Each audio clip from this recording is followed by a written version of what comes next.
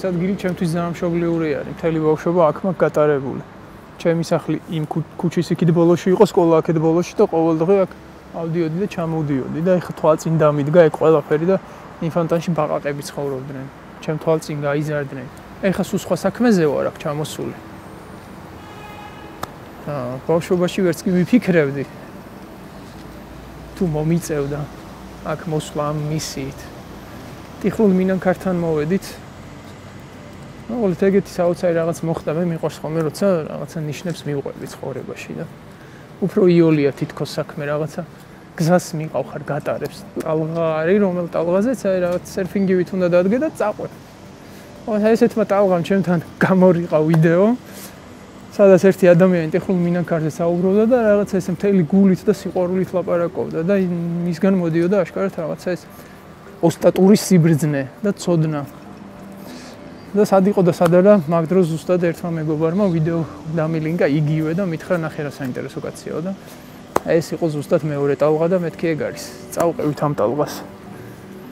ხო და აი ამ ტალღამ მოგვიყვანა, ეხლა აი ამ ულამაზეს შენობასთან. ტიხლულ მინანქარს ჩვენთვის რაღაცა აქვს სათქმელი. ეს მაგის ნიშანია, რომ ტიხლულმა მინანქარმა რაღაც უნდა გვითხრას. რა უნდა გვითხრას? ამას გავიგებთ ეხლა. ბატონი ერმილე მაღრაძისგან.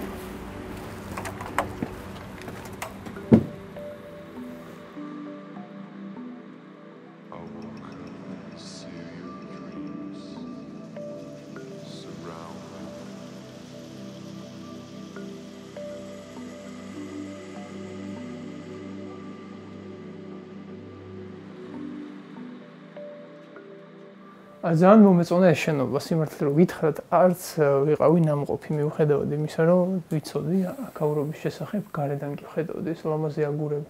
რა ხდებოდა ამ შენობაში?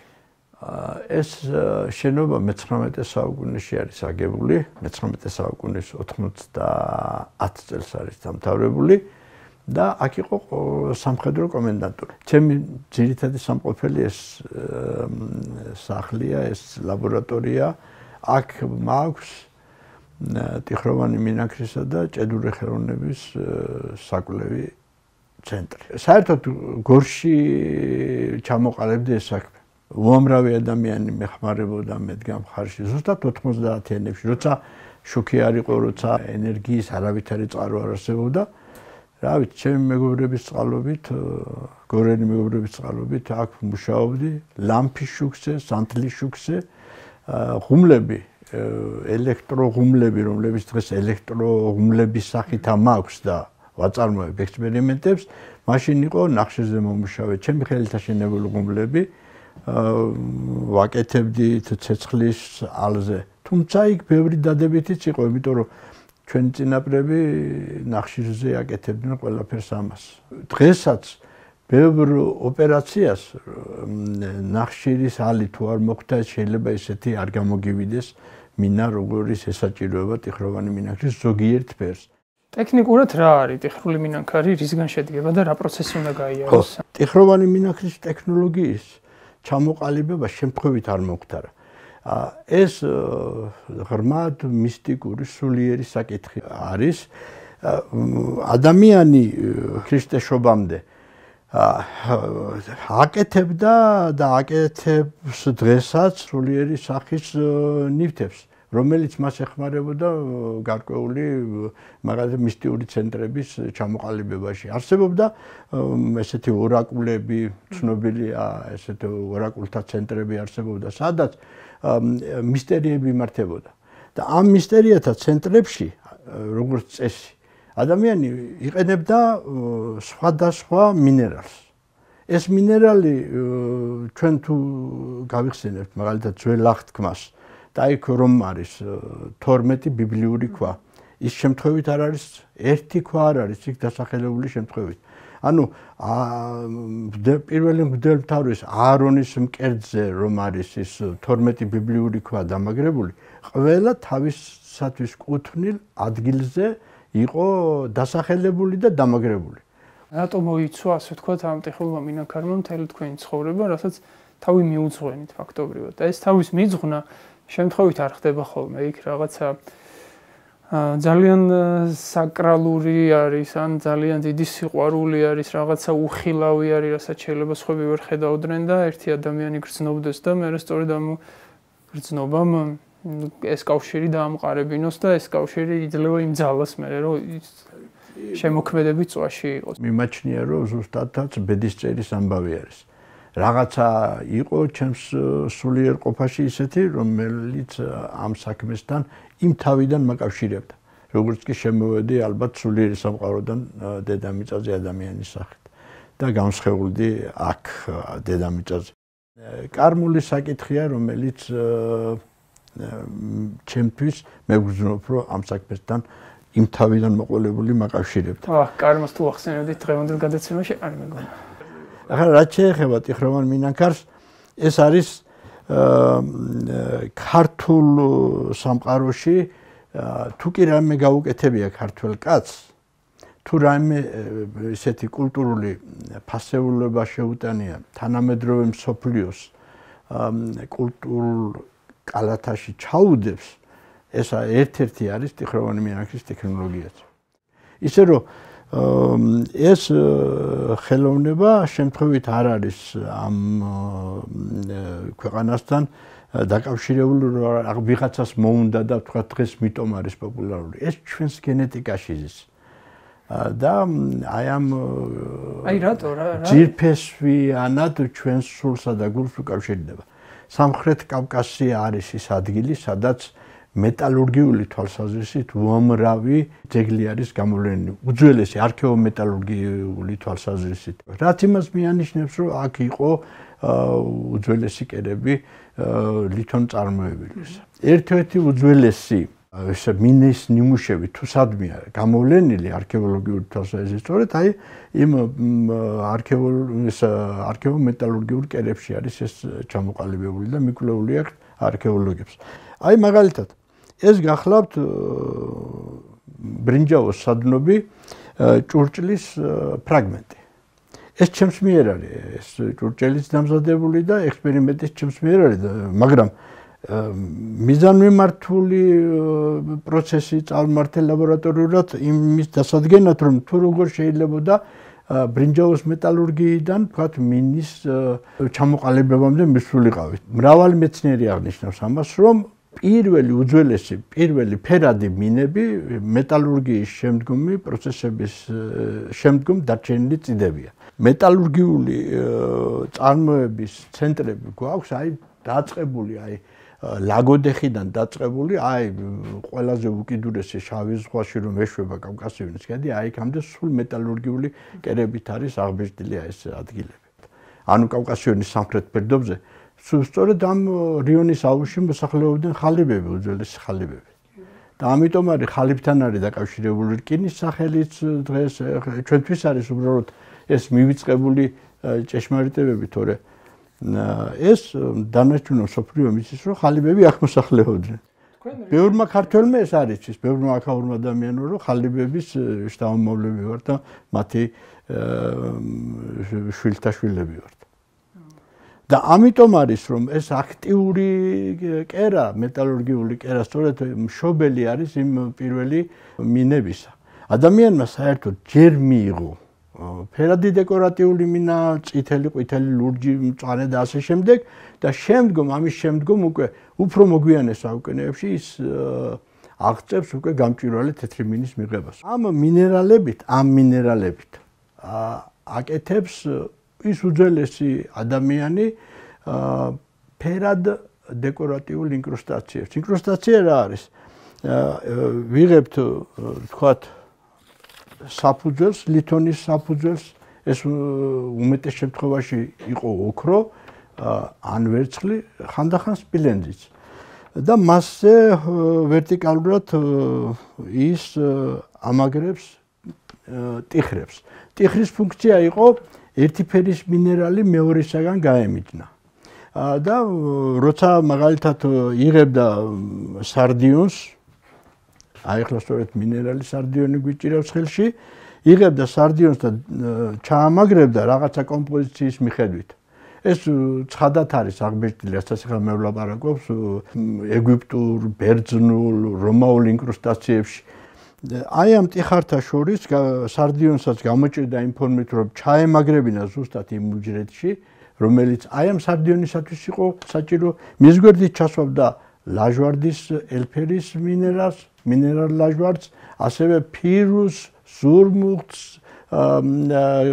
საფირონს, ამეთვისტოს და ასე შემდეგ, ოქროქვას და ასე შემდეგ. ესე იგი, პირველი დეკორატიული მინიატურები, რომელსაც ადამიანი მისტერიათა ცენტრებში გამოიყენებდა მედიტაციების წარმოებისათვის, იყო ფერადი მინერალებისაგან, ნახევრადძვირფასი და ძვირფასი მინერალებისაგან შექმნილი ინკრუსტაციები. სადაც ბუნებრივი მინერალები მაგრდებოდა მისთვის საჭირო ადგილებში. ანუ საფუძველზე მირჩილულ ტიხართა შორის ამაგრებდა ბუნებრივ მინერალებს. ხოლო შემდგომ დაახლოებით ჩვენს წელთაღრიცხვამდე მე-4 საუკუნიდან თანდათან ადამიანი ფერად დეკორატიული მინებით ცვლის ნამდვილ ბუნებრივ მინერალებს. ეს არის ბუნებრივი მინერალი იასპი, ხო და იასპის ელფერში მან მოახერხა და მიიღო აი ესეთი ფერადი დეკორატიული მინა. ეგ ხელოვნურად მიიღო. ეს არის ხელოვნური, ეს არის ბუნებრივი.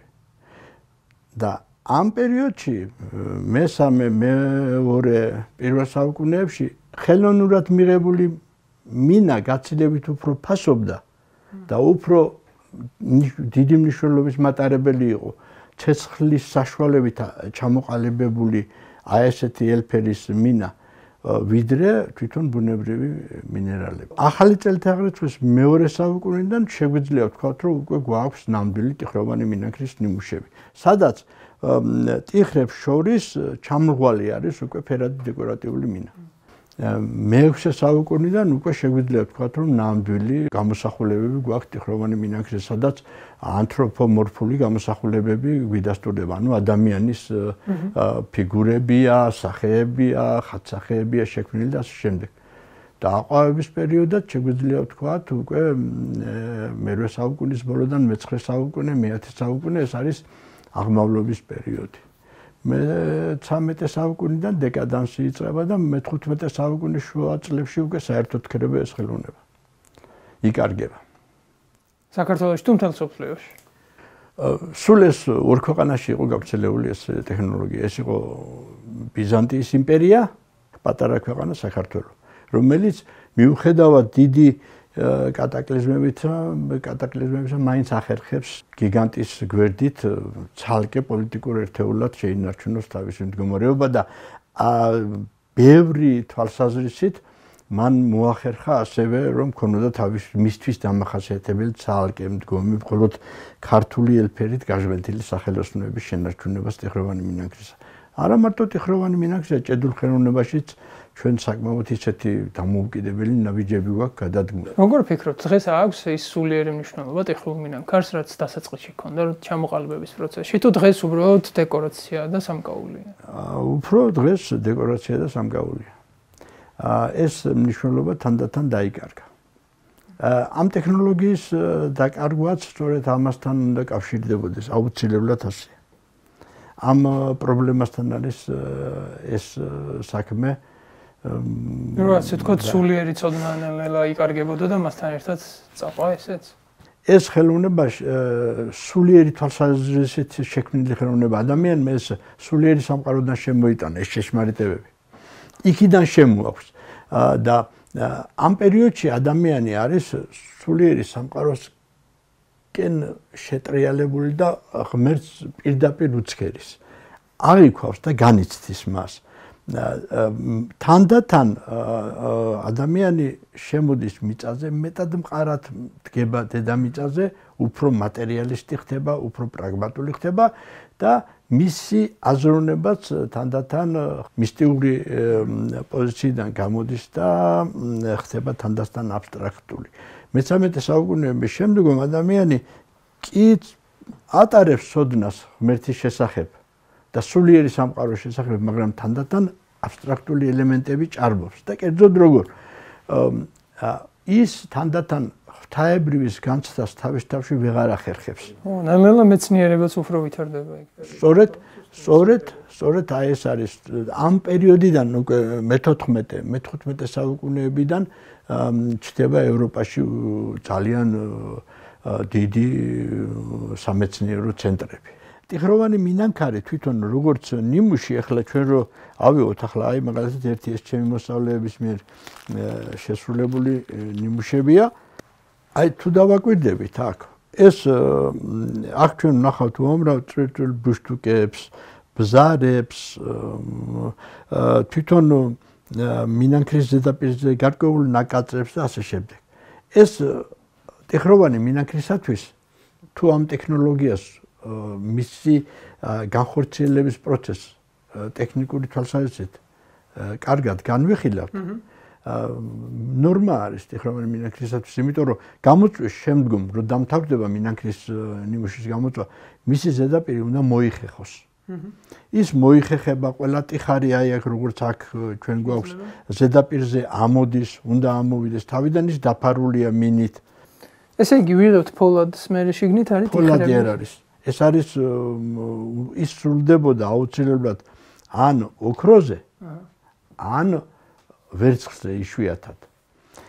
რით განსხვავდება ტიხროვანი მინანქარი, ქართულ ბიზანტიური ტიხროვანი მინანქარი დანარჩენი ქვეყნების მინანქრებისაგან?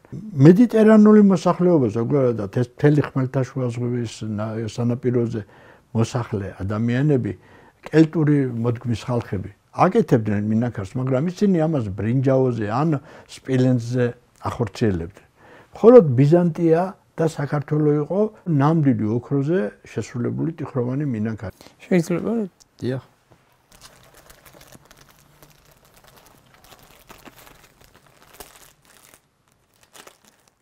ასეთი ნამუშევარი რო გაკეთდეს, დაახლოებით 2 თვე მაინც დაჭირდება.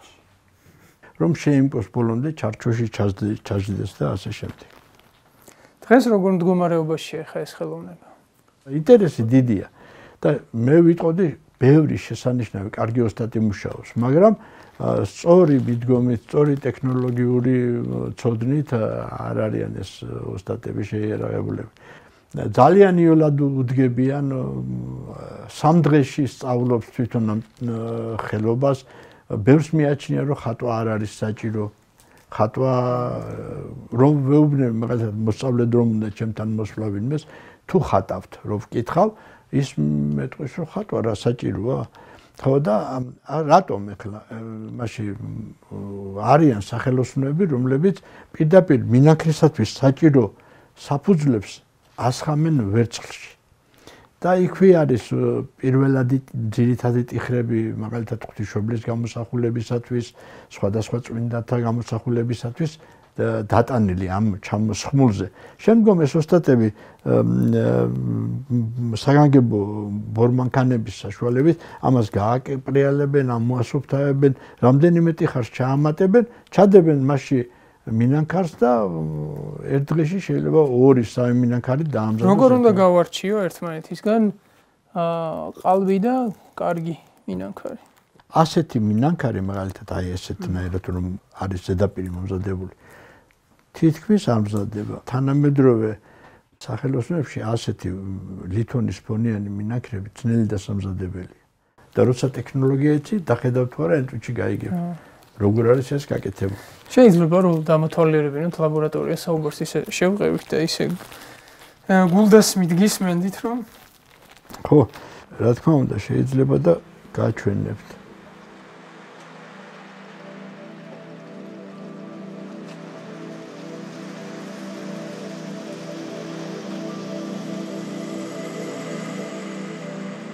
ჩემი სურვილი არის რომ აქ როცა იქნება ამას იქნება რაღაცა მეორე სართული დაედგას, მუზეუმი გაკეთდეს და აქ სახელოსნოები მუშაობდნენ, ახალგაზრდები იყვნენ დასაქმებულები და ასეთნაირად ფუსფუსი ამ პატარა ქალაქისთვის საგანძური იქნება მართლა.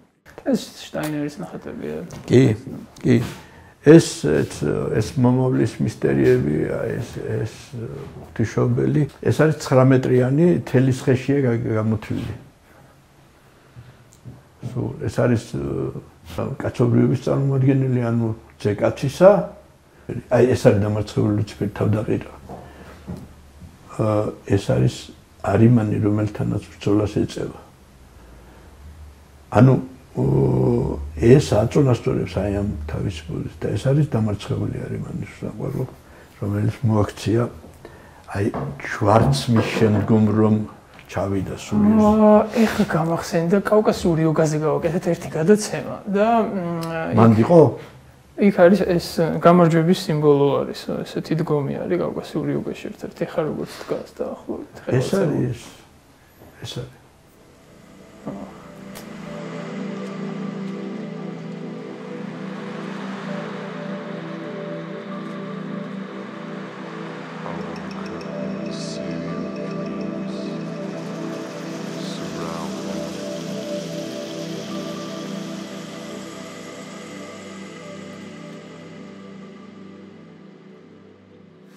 მე გამიკვირდა წეღან საუბრის დროს რო აიღეთ და მოიტანეთ და დადგით და აშკარად მივხვდი რომ ეს ჩეხოვის თოფივით იყო რომელსაც უნდა გაისწავლოთ ეს რაღაც და შემთხვევით არის იყო და რაღაცა სასწაული არის აშკარად და მაყურებლებსაც მოუყვეთ ეს გახლავთ სცენარე სალსოლა სოდას ოჯახიდან რომელიც ჩვენთან საქართველოშიც სახლობს მცენარე ოშნანი, იგივე ყარღანი, იგივე ჩარანი და ეს არის მცენარე, რომელსაც აგვიწერს ვახტანგ მეექვსე თავის ტრაქტატში წიგნი ზეთების შეზავებისა და ქიმიისა ქმნის. სადაც ის ამბობს, რომ ამ მცენარისაგანო დაამზადებენო ისეთ ნივთიერებასო, რომელთაც ტანსაცმელს გარეცხვენო და სხვადასხვა ისეთ გასაწმენთ საშუალებებს ჩამოაყალიბებენ. და სულხან საბაურბელიანიც მოიხსენიებს ამ მცენარეს და ამბობს, რომ ეს არის მცენარე, რომლისაგანაც მზადდება ბალახთ ნადნობი ქვაო. ხოლო ამ ბალახთ ნადნობ ქვას ვახტანგ მეექვსე ეძახის კალიას. და აღწერს, ის ხო ძალიან რთული ბიოგრაფიის მქონე ადამიანი იყო და ცხოვრობდა ისპაჰანში, მერე რუსეთში მოუწია ცხოვრება და ბოლოს სულაც იქ აღესრულა. და ის ამბობს, რომ კალია ორგვარიაო, ერთი შავი და მეორე თეთრიო. ერთიო აქო ისპაჰანში მზადდებაო და მეორესო მოიტანებენო თარაქამებიო, რომლებსაც იაღლუჯის ქედზეო საქართველოშიო ამზადებენო. და მე საგანგებოდ წავედი ამ სცენარის საძიებლად, მოვაწვე ექსპედიცია, თან წავიყვანე ბოტანიკოსები, რომ არ შემშლოდა და ბატონი დავით ჭელიძის ხელმძღვანელობით მოკლედ ვიპოვეთ ეს სცენარი, ამ სცენარის კოლონია იაღლუჯის ქედზე მართლაც მივაგენით, ძალიან ბევრია და არის მარილოვანი სუბსტანციით გაჯერებული მცენარე. მწვანე ელფერის არის სუკულენტურია, ისეთი აი წვნიანი ისენი აქვს რა, ისეთი პუტკუნა, ასეთი ფოთოლაკებივით რაღაც ესეთი წარმონაქმნები და ღეროები სულ ის არის ესეთი წვენით სავსე და ხარობს ისეთ აი მლაშობ ნიადაგებზე. ესეთი ნახევრად უდაბნოს ტიპის ნიადაგებზე.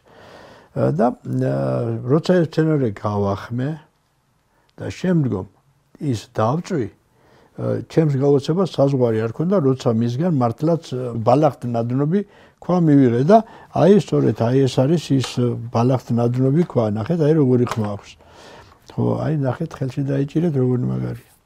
ხოლო ამისაგან უკვე იოლად გამოვათავისუფლე ესეთი მარილოვანი სუბსტანცია, ეს არის უკვე ნატრიუმის კარბონატი და ასევე კალიუმის კარბონატი. ერთად არის, ანუ პოტაშიცა და სოდაც აი ამ მარილში უკვე ერთად გვაქვს. აი ეს ამ ნივთიერებით უკვე თავისუფლად შეგვიძლია მინის ჩამოყალიბება ისეთი მინებისა, როგორცაც ვახტანგ მე-6 აღწერს თავის ტრაქტატში. და 16 პარაგრაფი სწორედ აი ამ მინების ჩამოყალიბებაზე აქვს ვახტანგ მე-6-ს მიძღვნა. სად არის ეს ცოდნა? სკოლაში რატო არ მასწავლე?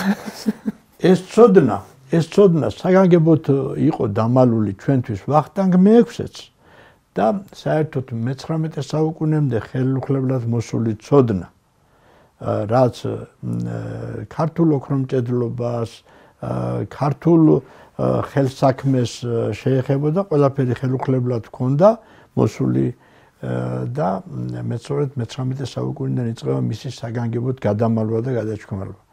და მე-20 საუკუნეში საერთოდ ბოლო წერტილი დაუსვეს. ანუ აი ეს ბალახი არის მინა. კი, ამისგან ვიღებთ მინას. ღმერთო ჩემ. ხო, ხუსაოცარი. დღევანდელი მინა ალბათ ქიმიური შენადნობები არის, ხო? არა, დღევანდელი მინა ახლა მაგალითად სხვადასხვა ქარხნებში გამოთავისუფლებული მარილებისაგან და კვარცისაგან მიიღება. თანამედროვე საშუალებები სულ სხვა რაღაცაა და ესენი გაცილებით ცოცხლად აკეთებდნენ ამას.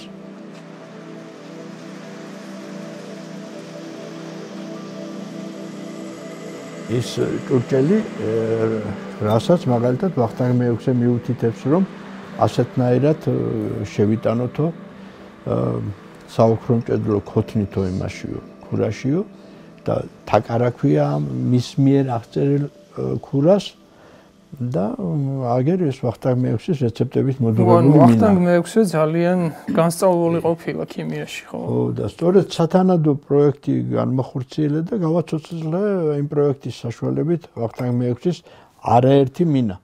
დაახლოებით 15 ერთეული ფერადი რაცა კარმული კავშირი გექნებოდა ვახტანგ მე-6-სთან. ალბათ ვახტანგის დროს არ ვიქნებოდი მე, მიწაზე უფრო სულიერ სამყაროდან ალბათ. ხო. ეს არის ვახტანგის რეცეპტების მიხედვით 220 პარაგრაფი ვახტანგისა. აი ესეთი რეცეპტი აქვს. აი ნახეთ. ეს ასევე შეხედეთ, გახედეთ როგორი ელფერი აქვს.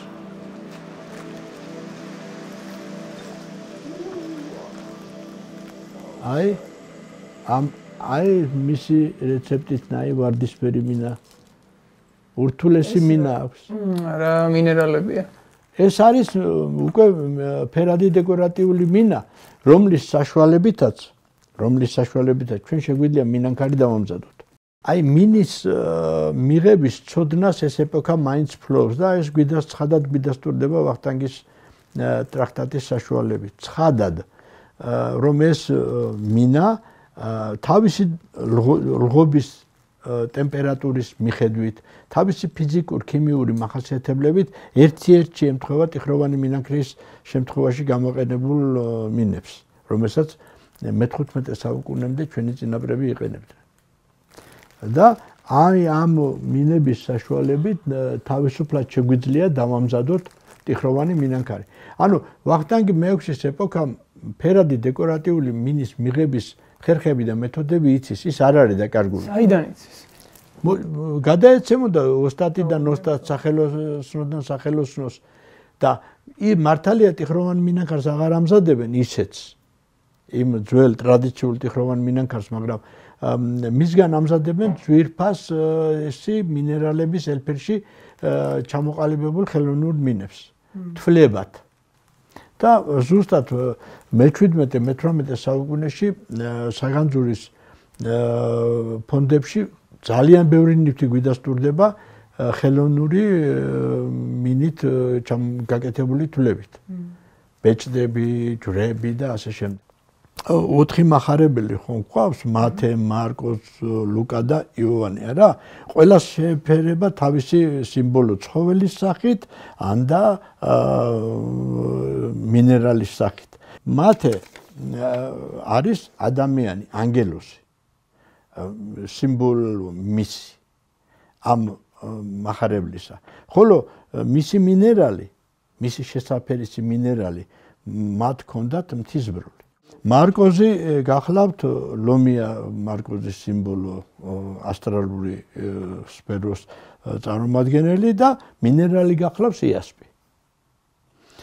ლუკას სიმბოლო არის ხარი. აი ხატებზეც გვინახავს ჩვენ რომ ხარის სახით არის გამოსახული ან ლომის სახით. ეს უნდა ვიცოდეთ ან მათია ან ლუკა. იოანეს სიმბოლო არის არწივი. და მისი მინერალი არის ამეთვისტო. ლუკასი ხარია და სარდიონი არის მისი მინერალი. ეს სარდიონი გვაქვს აგერ აქ აი მთისბროლი აგერ გვაქვს ამეთვისტო. და აგერ არის იასპი. 4-ვე מחარებლის მინერალი გვაქვს აქ წარმოდგენილი. ასევე ეს შემთხვევით არ იმკობოდა ჯვრები და ხატები ამ მინერალებით, როცა ამ მინერალებს ვნახულობთ ჩვენ გარკვეულ ადგილებში დამაგრებულს, ეს უნდა ვიცოდეთ რომ მოციქულთა და מחარებელთა სიმბოლოები არის გათვალისწინებული. და 12-ვე მოციქულს შეესაბამებოდა აი ეს ძველი ბიბლიური აღთქმაში, ძველ აღთქმაში აღწერილი ის 12 მინერალი.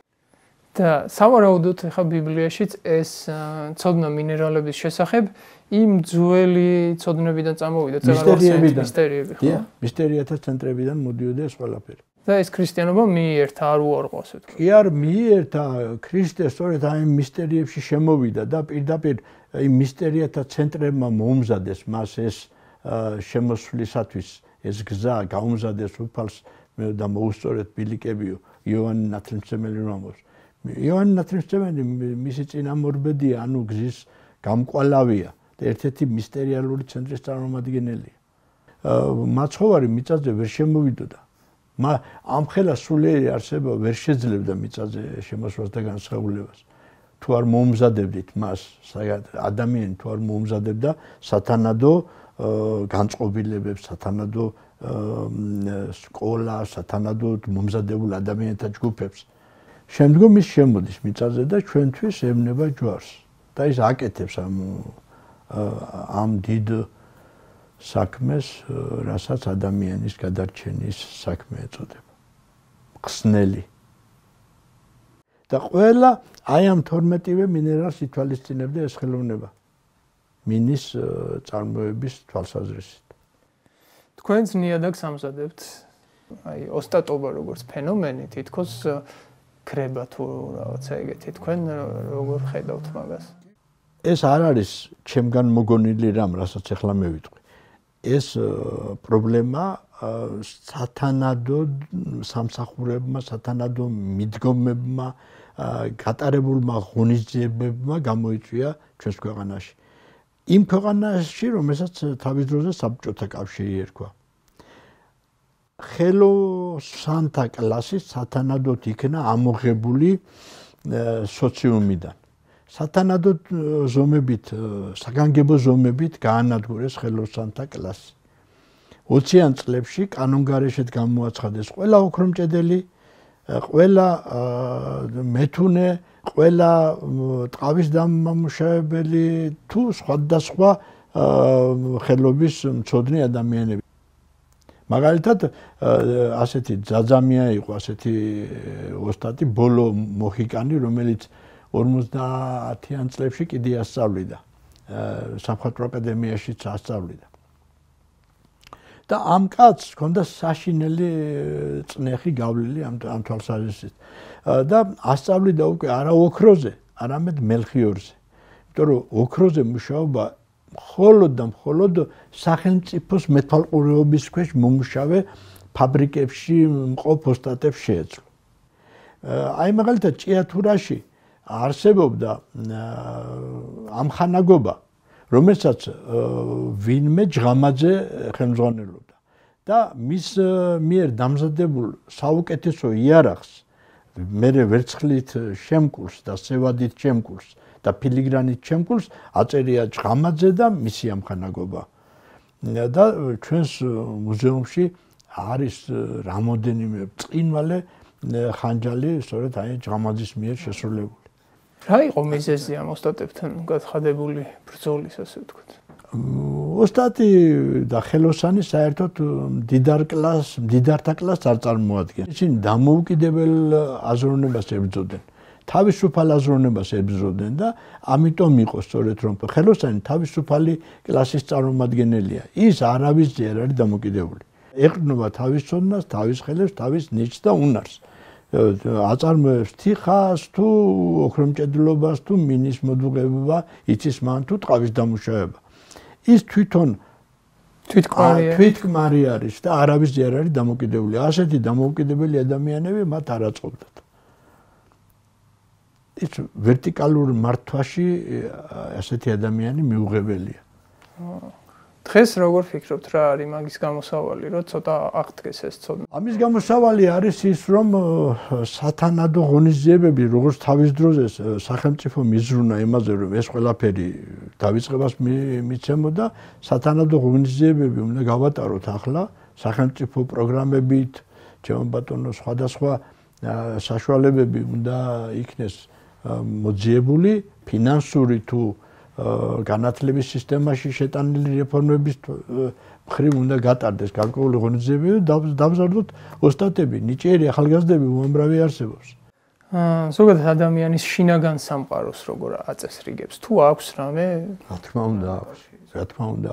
ეს საქმე შემთხვევით კი არ იყო მონასტერში შეტანილი ყველაფერი, რაზეც ჩვენ დღეს ვილაპარაკეთ. მინაც, მინანქარიც, ჭედური ხელოვნებაც, თიხაზე მუშაობას, ტყავის დამუშავებას მონასტერში კეთდებოდა. ერთ-ერთი მთავარი ადგილი სწორედ მონასტერი იყო ამ ადგილების შენახვისა და წარმოებისა. ეტრატის დამუშავება, მელნის მომზადება, სუსალური ოქროს დამზადება, ეს ტექნოლოგიები ყველაფერი მონასტერში იყო. რა გავლენას ახდენს ადამიანის შინაგან სამყაროს? მაგალითად მე ვიცნობ ადამიანებს, რომლებიც მაგალითად მუშაობენ თერაპიული მიმართულებით, რომლებიც ეხმარებიან, ექიმები არიან, რომლებიც ეხმარებიან შეფერხებულ ადამიანებს, შეფერხებულ ბავშვებს. ბუნებრივად რომ აქვს მას შეფერხება, ვთქვათ, ვერ მეტყველებს კარგად, ან ვერ გადაადგილდება, ან კიდურებს ვერ ხმარობს კარგად. შესანიშნავ შედეგს იძლევა მაგალითად ძერწვა, შესანიშნავ შედეგებს იძლევა ამ მიმართულებით ხატვა, ჭედვა. შინაგანად სულიერი თვალსაზრისით მათ სრულყოფს და აჯანსაღებს. ეს იცოდნენ იმ ჩვენმა წინაპრებმა და ის მონასტრები სწორედ ამ მიმართულებითაც მუშაობდნენ. მარტო ისე არ იყო მხოლოდ რომ ლამაზი მინანქრის გულსაკიდი ჯვარი ან მედალიონი დაემზადებინათ. ეს ერთგვარი სულიერი პრაქტიკაც იყო, ხო? რა თქმა უნდა. ხო და დღეს რაღაცნაირად აი მაგას ვფიქრობდი ხა ცოტა ხნის წინათ, რომ ადრე თუნდაც რა ვიცი, ერთი საუკუნის წინ რაღაცის ხელით კეთება მაინც უწევდა სულ ადამიანს რა. ან შეშე უნდა დაეჩეხა, ან რაღაც უნდა მიეჭედებინა, ან რაღაცის ხელით მაინც უნდა ეკეთებინა და დღეს ეგ თითქოს დაკარგულია, ნუ ხელით კლავიატურაზე ვკრებთ რა. და წერის კულტურა დაიკარგა. ხო, ხელით წერიც. აი გრაფემების ხელით გამოყვანას სულ სხვა სულიერი ძალები აწარმოებენ სულიერი ძალები ადამიანში და ის კაკუნის შემთხვევაში გამოყვანილი გრაფემები ქეკნაზე რო გამოგვყავს და ასე წერთო რომ ვამბობთ იქ სულ სხვა ძალები მუშაობენ. ადამიანი იქ სულ სხვანაირად ეპყრობა იმ საგანს რომელსაც ის აღწერს და წერის შემთხვევაში სულ სხვანაირად ეპყრობა და მისი სამშვილდელი სულ სხვა ძალების გავლენის ქვეშ ექცევა, როცა ის ხელით წერს და ან ხატავს, ან წერწავს. რა თქმა უნდა ეს ესეა. მან დორიაზე არ არსებობს. ამიტომ ბავშვებს მე თუ მკითხავ ხელით წერა ძალიან დიდხანს უნდა შეუნარჩუნოთ. ძალიან დიდხანს სავალდებულო უნდა იყოს ეს. კი აი ხანდახან არის ხოლმე რომ ხელები მეკავება ხელით მინდა რომ რაღაც გავაკეთო. კი ბატონო. და აი ოცნებასავით მქონდა რომ აგერ გაქვს საშუალება მოხვიდე და სიამოვნებით და მგონია რომ ძალიან მნიშვნელოვანია ესეთი სახელოსნოები რომ არსებობდეს მთელი ქვეყნის მასშტაბით და ზოგადად დიდ ქალაქებშიც რა ეხლა ძირითადად ჩვენთან არის სარეაბილიტაციო ცენტრები და ეგრეთ წოდებული ტრენაჟორები, სადაც მიდიხარ შტანგას ავარჯიშებ და მინდა რომ ესეთი ცენტრები იყოს, რომ აი სადღაც მივიდე 1 საათით არანაირი ამბიცია არ მაქვს ოსტატობაზე და ხელოვნების შექმნაზე, უბრალოდ მინდა რომ თერაპიულად აი რაღაცნაირად მედიტაციური პროცესი იყოს და საკუთარი თავის შემეცნების ერთ-ერთი გზა და ხერხი იყოს და ქალაქში ვისურვებდი ძალიან ბევრ ესეთ სივრცეს რა.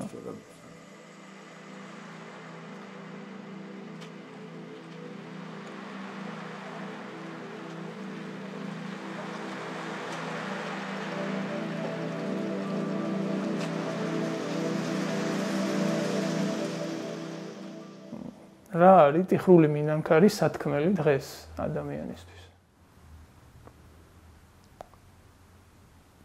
საკუთარი თავის ძიება კიდევ უფრო გააღრმავოს და ის მისტიკა რომელიც ტიხროვანი მინანქარში დევს თავის მის შინაარსში შეიცნოს და ამ გზაზე იაროს ადამიანმა.